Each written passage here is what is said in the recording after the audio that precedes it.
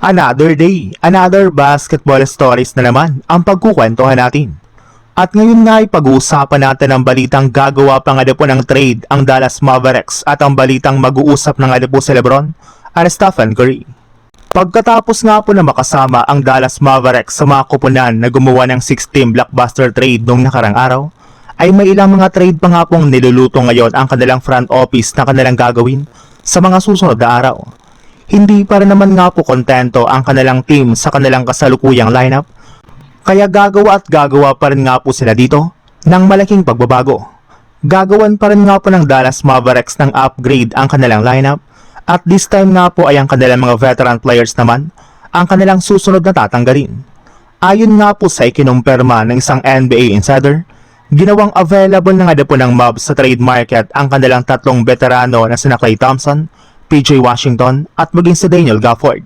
Sa sobrang desperado nga po ng Mavs na gumawa ulit ng trade ay pinang-o-offer na nga po nila ang mga ito sa iba't ibang mga teams, kaya hindi na nga po nakakagulat bakit makapagsagawa na agad ang kanilang front office ng blockbuster trade sa mga susunod na araw. Hindi na rin naman nga po nagkakasundo ang kampo ng tatlong player na nabanggit natin kanina at ang front office ng Dallas, kaya sure nga po na matutuloy ang kanilang trade bago pa man magsimula ang 2026 to 2027 NBA season, kahit ano man ang mangyari. Sa ibang balita naman, alam naman nga po ninyo na simula nga po na maging available sa Lebron sa free agency market, ay isa na nga po ang Golden State Warriors sa mga teams na nagbigay na ng interest ngayong offseason sa pagkuha sa kanya. Ilang beses na rin naman nga pong kinausap ng front office ng JSW ang kampo ni Lebron ng mga nagdang araw, ngunit hanggang ngayon ay wala pa rin naman nga po itong nagiging sagot, kaya kinailangan na nga po ng Warriors ng tulong ni Stephen Curry sa pagre-recruit kay Lebron. Sa katunayan, nagtrending na nga po sa social media ang balita na mismong si Stephen Curry na nga po ang nagsabi na gusto nga daw talaga nito na maging kakampi si Lebron sa JSW ngayong offseason.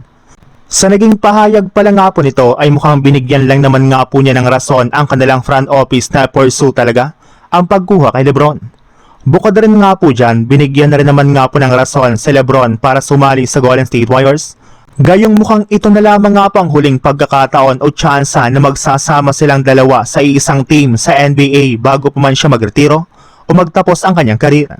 Kaya hindi na nga po nakakagulat kung sakali man na magkaroon ng pag-uusap o meeting sina Curry at Lebron habang sila naglalaro ng golf sa mga susunod na araw.